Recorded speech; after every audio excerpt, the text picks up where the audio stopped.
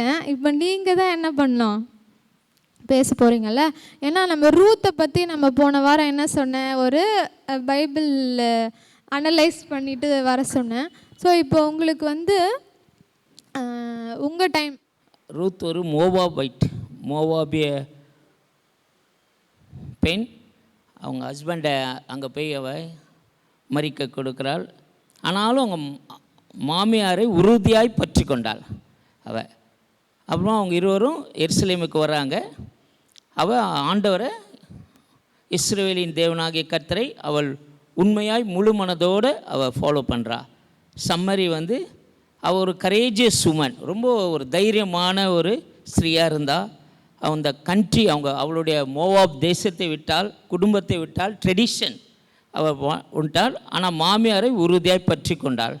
அப்புறமா அவள் போய் கடினமான உழைக்கிறவர். அவள் போய் அந்த போவாஸுடைய வயலில் மாமியாருக்காகவும் தனக்காகவும் அந்த கதிர்களை பொறுக்கி சேர்த்து கொண்டாள்.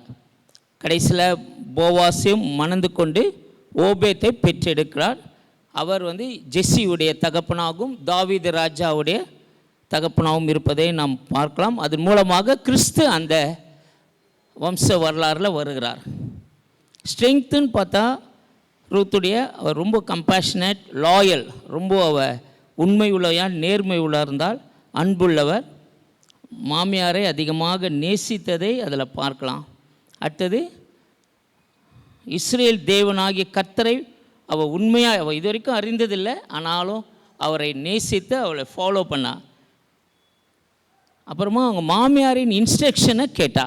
அவங்க சொல்கிறாங்களே, நீ குளிச்சு போய் போவாஸுடைய கூட படுத்துக்கோ, அவள் உன்னை எல்லாத்தையும் பராமரிப்பான்னு சொல்வதை நாம் பார்க்கலாம். அதே போல் போவாஸ் அவளை ஏற்றுக்கொண்டு அவளை மணந்து கொண்டதையும் பார்க்கலாம். அது மூலமாக ஆண்டவர் அது மூலமாக பிறக்க இயேசு கிறிஸ்து கிருபை கொடுத்தார். ஸ்ட்ரெங்க்த்துன்னு பார்த்தா எனக்கு தெரிஞ்சு ரொம்ப இல்லை. அவளுடைய குறைகள், வீக்னஸ்ன்னு பார்த்தா ஒன்றும் இல்லை. ஒருவேளை அவள் ஒரு விதவை ஆனால், அங்கே போய் தன் கணவனை இழந்து விதவை ஆனால், இன்னொன்று அவளுக்கு ஒரு கான்ஸ்டன்ட் ஃபியர் இருந்தது உள்ளத்தில். என்னென்னா அந்த போவாஸுடைய வயலில் வேலை செய்யும்போது அங்கே இருக்கிறவங்கனால ஏதாவது ஒரு ஆபத்து வருமா, அதனால தான் போவாஸ் அந்த வேலைக்காரங்க சொல்லலாம் அவள் மேலே கவனமாக இருக்கணும்னு சொல்லி போவாஸ் ஒரு எச்சரிக்கை கொடுக்குறான். ஏன்னா அந்த வயல்வெளியில் தனியாக இருக்கும் போது எந்த விதமான ஒரு நெருக்கம் அவளுக்கு வரலாம். அதுதான் எனக்கு தெரிஞ்சு 2 வீக்னஸ். வசனங்கள் கீவேர்டு ரூத் 1:16, 2:12, 3:11. இந்த 3 வசனமும் மிக முக்கியமாக வசனம் என்று நான் கருதுகிறேன். இந்த ஆப்பர்ச்சுனிட்டி கொடுத்த ஸ்வீட்டிக்கு நன்றி சொல்லுகிறேன். இவளோட லைஃப்பில் அந்த வாழ்க்கை சரித்திரம் பார்த்திங்கன்னா 3 மனிதர்களை சந்திக்க, அவங்க ஹஸ்பண்டு, அப்புறம் அவங்களோட இன்னொன்று ஓரவத்தி அவங்களோட ஹஸ்பண்ட், அதான் நகோமியோட இன்னொரு மகன், அப்புறம் பார்த்திங்கன்னா மாமனார், 3 பேர், 3 மனுஷர்கள், 3 இறப்புகள், அப்புறம் பார்த்திங்கன்னா 3 விதவைகள். அவங்க மாமியார், அப்புறம் அவங்க ஓரவத்தி. இது ஒன்று சரித்திரமாக எழுதினேன். அதே மாதிரி கீவேர்டு பார்த்திங்கன்னா ரூத், அங்கிள் சொன்ன மாதிரி 2:12. அப்புறம் ரூத் அந்த இஸ்ரவேலின் தேவனாகலே நீ கூடாரத்துக்குள்ளே உனக்கு அடைக்கலமாக உனக்கு சொல்லிட்டு போவாஸ் ஆசீர்வதிக்கிறார்ல, அந்த வார்த்தை அது. அப்புறம் ரூத் 4:14, 15, ரூத் 4:17. அதே மாதிரி வீக்னஸ்ன்னு சொல்லப்போனால் அதே தான், அவளுடைய அந்த விதவையின் கோலம்தான். ஆனாலும் என்னென்னு பார்த்தீங்கன்னா இது வீக்னஸ்ஸு. இன்னொன்று அவளோட பலன், டைமில் அதெல்லாம் கிடக்குன்னு பேசுகிறேன். அப்புறம் அவளோட ஸ்ட்ரென்த்துன்னு பார்த்தீங்கன்னா அவள் பராமரிக்கிறாள். அவங்க மாமியார் தனித்தவங்களாக அவங்க இருக்கிறாங்க. நகோமி அந்த முன்னாடி அவங்க போன மாதிரியும் இவங்களும் போயிருக்கலாம், ஆனால் அவங்க போகாத படிக்கு இப்போது பார்த்தீங்கன்னா பேரண்ட்ஸ் எல்லாம் விட்டுட்டு போயிடுறாங்க இல்லையா, அந்த மாதிரி இல்லை, மாமியார் தான். ஆனாலும் அவங்கள பராமரிக்கணும், தனியாக விட்டுறக்கூடாது. சரி, அவங்க எந்த தேசத்துக்கு போகிறாங்களோன்னு சொல்லிட்டு திருப்பி அந்த பெத்லஹேமுக்கு திரும்பி வராங்க. அது மாத்திரமல்ல, அவங்க என்ன சொல்கிறாங்களோ அது கீழ்ப்படிஞ்சு, அது சரியாக தவறா, இந்த நிலத்துக்கு போ அந்த நிலத்துக்கு போ அது தெரியாது, ஆனாலும் சரி அவங்க சொல்கிறத அப்படியே கீழ்ப்படிஞ்சு செய்கிறா. ஆனால் அந்த கீழ்ப்படிதலுக்கும் அங்கே பெரியவங்களை அவள் பராமரிச்சது ஆண்டவர் பார்த்து ஒரு ஆசீர்வாதத்தை தான் போவாசை கொடுத்தாரு. அப்புறம் ஓபேத்து, தாவீதிலோட வம்சம், அப்புறம் இயேசு கிறிஸ்துவும் வராரு.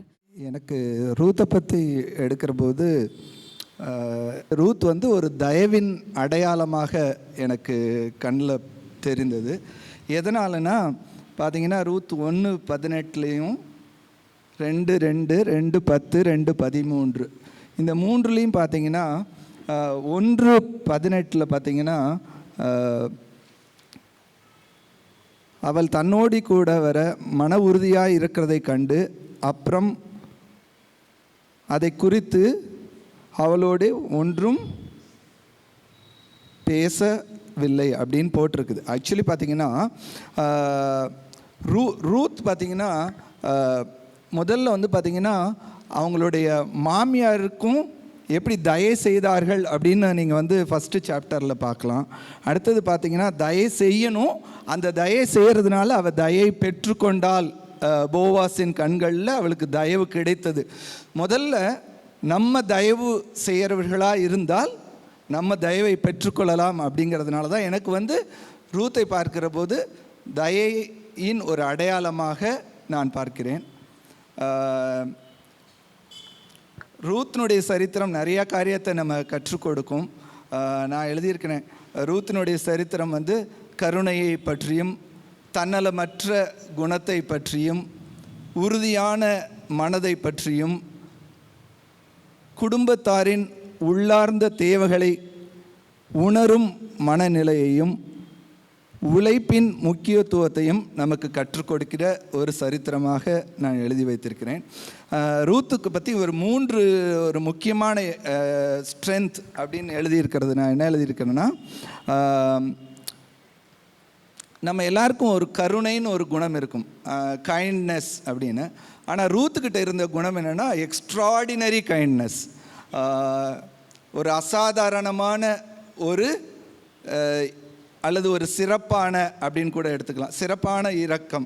அதுதான் வந்து இந்த ரூத் 16, 17 2 வசனங்களும் நமக்கு கற்றுக் கொடுக்கிறது.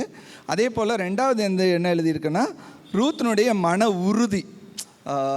அவங்க நகோமி வந்து ரூத்தை வந்து நீ போயிடு அப்படின்னு சொன்ன போது கூட அதை நீங்கள் என்கிட்ட சொல்லக்கூடாது, இனிமேல் என்கிட்ட பேசவே கூடாது அப்படின்னு ஒரு ஸ்ட்ராங்காக ஒரு டிட்டர்மைண்ட், இங்கிலீஷ் பைபிளில் போட்டிருக்கோம் டிட்டர்மைண்ட் அப்படின்னு போட்டிருக்கோம். டிட்டர்மைண்ட்னா அவ்வளோ உறுதியானது. நான் டிட்டர்மைண்ட் பண்ணிட்டேன், என்கிட்ட இனிமேல்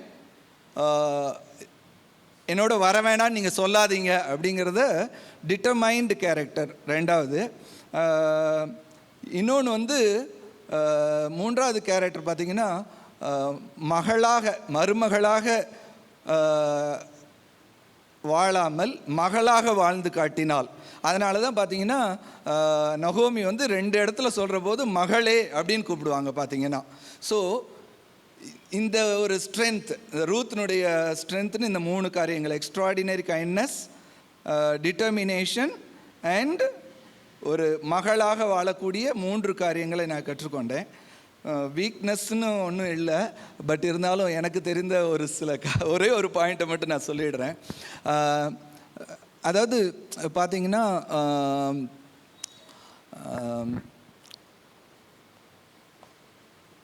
நகோமிக்கும் ரூத்துக்கும் ஆஸ்திகள் உண்டு இல்லையா? அந்த 4வது சாப்டரில் பார்த்தீங்கன்னா அவங்களுக்குன்னு சொத்து இருக்கும், ஆனால் அதை அனுபவிக்க அவங்களுக்கு ரைட்ஸை எடுத்துக்கவே முடியல. அந்த ஒரு இதை வந்து நான் ஒரு நெகட்டிவாக பார்க்குறேன். ஏன்னா பிகாஸ் அது அவங்களுடைய சொத்து, ஆனால் அந்த சொத்தை வந்து அவங்க எடுத்துக்க முடியல. பார்த்தீங்கன்னா போவாஸ் வந்து இன்னொருத்தர்கிட்ட எடுத்துக்க சொல்கிறதும் பார்க்கலாம். அதே இதை வந்து கடைசியாக தான் எடுத்துக்கொள்வதையும் பார்க்கலாம். ஸோ பேசிக்கலி பார்த்தீங்கன்னா அந்த ரைட்ஸ் இருந்தும் ஏன் எடுக்காமல் போனாங்க அப்படிங்கிறது எனக்கு ஒரு வீக்னஸாக தோணுச்சு. தேங்க்யூ.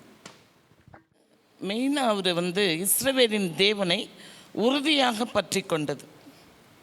அதனால் அவளுக்கு கிடைச்ச காரியம் என்னென்னா, அறுவடை காலம் முடியும் முன் ரூத்தின் வாழ்க்கையில் ஒரு மாற்றம் ஏற்பட்டது. 4வது ஆச்சரியப்பட வைத்த மாமியார் மருமகள் உறவு. கதிர் பொறுக்க சென்ற நிலம் அவளுக்கே அது சொந்தமாயிடுச்சு.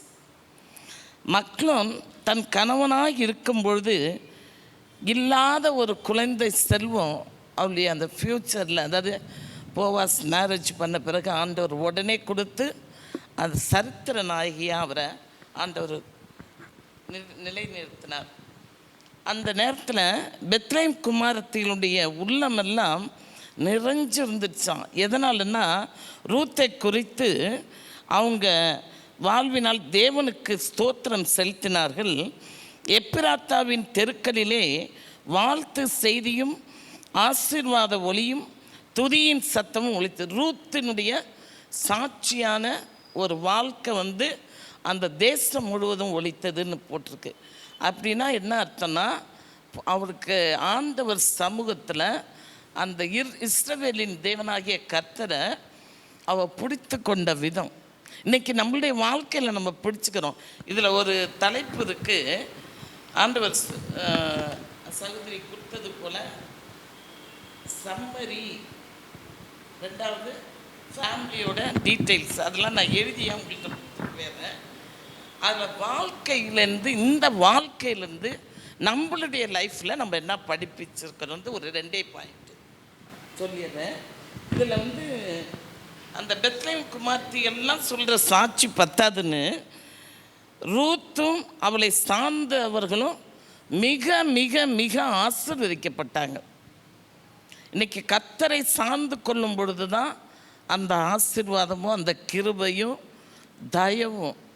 தயவு கிடைச்சிச்சுனாலே கர்த்தரை இன்னும் அதிகமாக நம்ம நெருங்க முடியும். நெருங்கி ஜீவிக்கிறோன்றது அவருடைய வாழ்க்கையிலேயே அபியாசப்படுத்தினான். அவளை தொடர்ந்து ஒரு புது சரித்திரமே உருவாயிற்று அப்படின்னு நம்ம அதை ஒரு சரித்திர புக்காகவே படிக்கிறோம். ஏன் அப்படின்னா, ரூத் யாருன்னா வேதத்தில் மிக சிறிய புக்கு தான் ரூத்து. ஆனால் அவள் அழகான புஸ்தகத்தினுடைய ஒரு ஹீரோயின், கதாநாயகி ரூத்து. ஏன்னா இவள் ஒரு மோவாபிய பெண்ணு. மோவாபியர்களுக்கு கர்த்தருடைய சபைக்கு உள்ளுக்கு நுழையிறதுக்கு அவளுக்கு சான்ஸே கொடுக்கல. எத்தனைன்னா 10 தலைமுறைக்கு என்று இருக்குது. அந்த டைமில் இவ சபைக்கும் வர முடியாது. இன்றைக்கி நம்மள கொஞ்சம் நிதானிச்சு பாருங்கள். அதுக்கு தான் வாழ்க்கை படிப்பினை.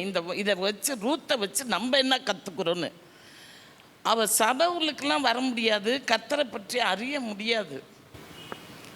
ஆனால் அவள் கர்த்தருக்கு பிரியமானவளாக இஸ்ரவேலின் தேவனை அவள் இறுக பிடித்து கொண்டாள் இருக்கு. எப்படி பிடித்து கொண்டாலும் அந்த மாமி நகோமி யூதா தேசத்தை பற்றியும் கர்த்தருடைய செய்கைகளை பற்றியும் கேள்விப்படும் பாக்கியம் அந்த ரூத்து கிடச்சிச்சு. கர்த்தருடைய ஆக்டிவிட்டீஸை சொல்லி கொடுத்தது அந்த அம்மா தான், அவங்க மாமி தான். அதை வச்சு அவங்க என்ன பண்ணிட்டாங்க, இந்த சொல்கிறதெல்லாம் தேவனுடைய சித்தத்தின்படி அந்த தேவனை பிடிச்சிக்கோன்னு சொல்லி கொடுத்ததை பிடிச்சிக்கிட்டாங்க.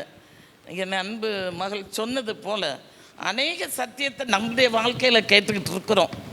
அவ்வளோ சான்சஸ் கிடைக்குது. நம்மளும் எப்படி இருக்கோன்னு கொஞ்சம் சிந்தித்து பாருங்கள். இதில் ரூத்து எடுத்த அவளுடைய இதுலேருந்து ரூத்து தன்னுடைய வாழ்க்கையில் தீர்க்கமான தீர்மானம் எடுத்த ரூத் பேர். தீர்மானம் எடுக்கலாம். நம்மளும் நிறைய தீர்மானம் நம்முடைய வாழ்க்கையில் எடுப்போம். அடுத்தது சிச்சுவேஷனை பார்ப்போம், அதுலேருந்து விலகிடுவோம். நமக்கு சான்சஸ் கிடைக்கிறப்ப அதை என்ன பண்ணிவிடுவோம், விட்டுட்டு போயிடுவோம். அதை கரெக்டாக நம்ம கடைப்பிடிக்கிறோமா என்று சிந்தித்து பாருங்கள். இதுவரைக்கும் நம்ம எப்படி இருந்தாலும் சரி, ரூத்தை போல் நம்ம தீர்க்கமான ஒரு தீர்மானம் எடுக்கணும்.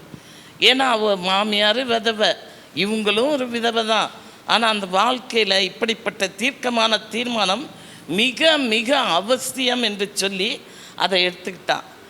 நம்மளுடைய வாழ்க்கையில் கல்வாரி பாதையில் நடக்க தீர்மானித்து பயணத்தை நம்ம தொடங்கிட்டோம். இனி பின்வாங்கி போயிடக்கூடாது. பின்னுக்கு திரும்பிய லோத்தின் மனைவி உப்பத்தூன் ஆனது ஒரு எச்சரிப்பு நமக்கு. ஒருபாலும் திரும்பி போனான்.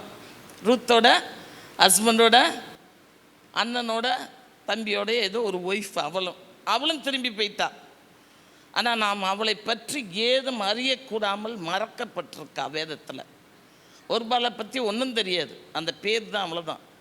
ஆனால் ரூத் இன்னைக்கு எவ்வளோ ஃபேமஸ் பாருங்கள். கர்த்தரை அறிகிற அறிவிலே வளர்ந்தோம்னா கர்த்தர் நம்மளை மேன்மைப்படுத்துவார். நம் நிலைமை என்ன, நம்ம எப்படி இருக்கோன்னு கலப்பையில் கை வச்சுருக்கோம், நம்ம பின்னோக்கி போகக்கூடாது. அதுக்கு சில பாயிண்ட்ஸ்லாம் எழுதியிருக்கேன், அவங்க மகள்கிட்ட கொடுத்துட்டு போகிறேன். 2வது, கீழ்ப்படிதலை தன்னுடைய வாழ்க்கையில் அபியாசப்படுத்தினான். அந்த அம்மா சொல்லிட்டாங்க, மாமியார், உன் தேவன் என் தேவன் என்று அறிக்கையிட்ட ரூத்துக்கு என்ன கிடச்சிச்சு? மாமி நகோமி வயது சென்றவள், இளம் விதவையாகிய ரூத் தான் வயல்களுக்கு போய் சிந்துகிற தானியத்தை பொறுக்கி சேர்த்து வரவேண்டிய நிலை உருவாயிற்று. ரூத்திற்கு கஷ்டமாக கூட இருந்திருக்கலாம், அது அவளுக்கு விரும்பாத ஒன்றாய் கூட இருந்திருக்கலாம். ஆனால் அவள் குறித்து தானியம் பொறுக்கினதினால் அவள் தலை குனிந்து விடவில்லை.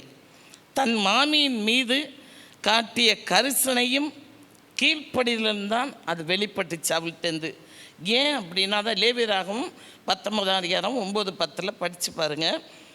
அந்த மாமி நகோமி மருமகள் ரூத்திற்கு அந்த நாட்களில் இஸ்ரவேலின் வழக்கத்தின்படி நடந்து கொள்ள சில ஆலோசனைகளை கூறினார். அந்த ஆலோசனையின்படி அந்த சத்தத்திற்கு அவள் கீழ்ப்படிந்ததுனால போவாசினுடைய கண்களில் அவளுக்கு தயவு கிடைத்தது. அவள் மூலமாக அநேக காரியங்கள், அவள் நன்மை பெற்ற, தயவை பெற்ற மகள். அவளுக்கு தேவனுடைய சித்தம் என்னங்கிறது அப்படியே வாழ்க்கையில் நிறைவேறிச்சு.